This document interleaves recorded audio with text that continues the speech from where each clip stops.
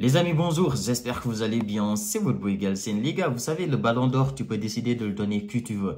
Oui, c'est les journalistes qui votent, c'est les journalistes qui décident si tel joueur ou tel joueur mérite le ballon d'or. Si tu veux, tu peux le donner à Asensio, si tu veux, tu peux le donner à Ousmane Dembélé ou bien à Koubarsi, tu fais ce que tu veux. Parce que les journalistes, au-delà de tout, c'est des humains, c'est des gens qui peuvent parfois préférer un club à un autre, qui peuvent parfois préférer un joueur à un autre joueur et donc décider de voter pour tel joueur par rapport à un autre joueur. Et Vinicius, oui, il a parfois un comportement qui peut faire que un supporter ou bien même un journaliste peut décider tout simplement de je vote pas pour lui parce que ok, il est un peu chiant sur le terrain, il est un peu provocateur, etc. Mais quand on met tout ça de côté sur le terrain, les gars, on connaît c'est qui le meilleur joueur au monde. Tout le monde le sait. Que tu sois un supporter du Barça, que tu sois un supporter du Real, un supporter de Manchester United, un supporter du PSG, on sait tous les gars. Mettez votre côté supporter de côté et dites-vous tout simplement l'année dernière qui était le meilleur joueur au monde. On s'en fout de nombre de trophées, qui a gagné quoi comme trophée, qui a fait ça, etc. Qui était le meilleur joueur au monde l'année dernière? C'est tout simplement Vinicius. Et ça, mon gars, il continue de le prouver. Vinicius, il l'a dit le jour du Ballon d'Or, il avait dit que s'il le faut, il fera 10 fois plus. Et aujourd'hui, pour son premier match après le Ballon d'Or, il vous a prouvé encore une fois qu'il était le meilleur joueur au monde. Vous n'êtes pas content, triplé et il n'y a pas de débat. Donc aujourd'hui, Vinicius nous a montré tout simplement que c'était le meilleur joueur au monde.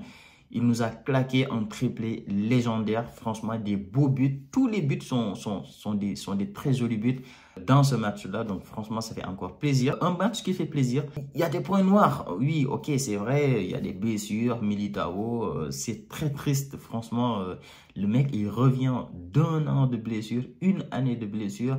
Et là, il est très certainement reparti pour encore un an. Et là, tu peux presque considérer que 2 ans sans jouer au football, à part les quelques matchs qu'il a eu en début de saison. 2 ans de blessure, franchement, ça risque de faire très mal au moral.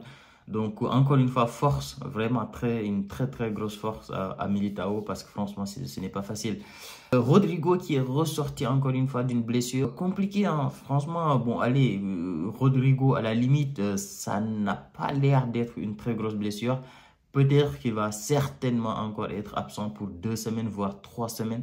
Mais moi, les blessures de Rodrigo, ça me fait toujours mal parce que Rodrigo, c'est vraiment un joueur qui permet de faire fonctionner l'attaque en fait. Donc c'est le joueur qui fait le lien entre Mbappé, entre Vinicius, entre les milieux, etc. Donc c'est le footballeur, on va dire. C'est le mec qui assure la partie football au niveau de l'attaque en fait. Parce que Vinicius, c'est le mec dribble, tac, fantasy, bim, marqué. Mbappé, pareil, c'est un peu le même profil. Rodrigo, c'est le seul qui assure un peu le lien de tout ça, qui fait jouer les joueurs, qui fait fonctionner tout ça. Et ça fait mal de le voir sortir. Même si, heureusement pour nous, que Brahim Diaz est revenu. Brahim Diaz est à 100% capable d'occuper ce rôle-là. Donc oui, ça fait plaisir de revoir Brahim Diaz reprendre ses marques, etc., rejouer au football. Et franchement, il a fait un match qui n'était pas du tout dégueulasse. Donc, très bon match également pour Brahim Diaz. Donc, dans l'ensemble, moi, si on met les blessures de côté, même si tu ne peux pas mettre les blessures de côté parce que ça fait quand même partie du match, ça fait partie de l'effectif du Real et ça commence à faire énormément de blessures. Mais au-delà de tout ça, le match en lui-même, j'ai trouvé que oui, c'était un bon match. On va dire c'est uniquement Osasuna. Oui, il y a d'autres matchs qui vont arriver. Il y a Liverpool qui va arriver, etc. Donc, il faudra montrer le même visage face aux grandes équipes. Mais il n'y a pas de petite victoire, les gars. Il n'y a pas de petite victoire. Quand tu as 9 points de retard sur le Barça, il n'y a pas de petite victoire. Parce que Osasuna, c'est l'équipe qui a mis 4 au Barça. C'est l'équipe qui a battu 4-1 ou 4-2 au Barça. Donc, oui, les battre, ce n'est pas anodin. C'est une belle victoire. Ça veut dire que, voilà, tu es capable de faire en quelque sorte quelque chose que le Barça n'a pas été capable de faire. Le Barça est tombé contre eux 4-0. Toi, tu les bats 4-0. Enfin, le Barça a perdu 4-2 ou 4-1, je ne me rappelle plus. Toi, tu les bats 4-0. Ça veut dire qu'il y a quelque chose que le Barça n'a pas compris, que toi, que tu comprends. Donc, tu vois, ça équilibre un peu, même si, bon, le Barça est encore un peu quand même devant. sur le Real. Mais ça fait quand même plaisir. On ne va pas cracher sur une victoire 4-0. Surtout avec un triplé de Vinicius, tu ne peux pas cracher dessus. C'est une belle victoire. On le prend comme une très belle victoire. Et quel que soit le niveau de l'adversaire, ça reste une très belle victoire. Donc oui, très content de cette victoire-là. Maintenant, oui, les blessures, franchement, difficiles. Hein. Difficiles, là, je pense que oui, pour le mois de janvier, là, il n'y a pas de choix. Hein. Faudra recruter. Là, il faut absolument recruter. Il n'y a même pas de choix. Quand tu n'as plus que Rudiger et peut-être Alaba qui va revenir, mon gars, tu es obligé de recruter. Il n'y a pas le choix. Et tu as peut-être Tchouaméni. Tchouaméni, c'est sûr et certain. Déjà, c'est un joueur que je n'ai pas envie de voir sur le terrain. Sur le milieu, en tout cas, pas du tout. Donc là, allez, en défense, il est encore un peu mieux. Moi, je le préfère sur le banc. Mais à la limite, s'il revient et qu'il va en défense, tant mieux. Au moins, ça règle le problème de Tchouaméni. On ne veut plus de lui au milieu de terrain. Et maintenant qu'il va en défense. Parce que sincèrement, les gars, je le dis depuis le début de la saison. Vous avez vu le milieu du Real sans Tchouaméni? Les gars, il n'y a pas photo. Il peut y avoir des erreurs. Parfois, ça peut être compliqué. Surtout quand il faut défendre, etc. Mais le Real, le football du Real avec Tchouaméni au milieu et sans Tchouaméni au milieu, c'est deux mondes à part. Ça n'a rien à voir. Donc Tchouaméni, encore une fois, moi j'ai envie qu'il quitte le milieu de terrain du Real. Maintenant, s'il veut aller en défense, qu'il aille en défense. Et s'il n'a pas sa place en défense, on regarde qu'est-ce qu'on peut faire avec lui. Mais en tout cas, je ne veux plus du tout le revoir sur le milieu du terrain du Real. Maintenant, on va parler, les gars, de Mbappé. Les gars, on va parler de Mbappé parce que ça commence à être compliqué. Hein. Franchement, ça commence à être sérieusement compliqué. Parce que, Mbappé, les gars, Mbappé, c'est un joueur que j'aime beaucoup.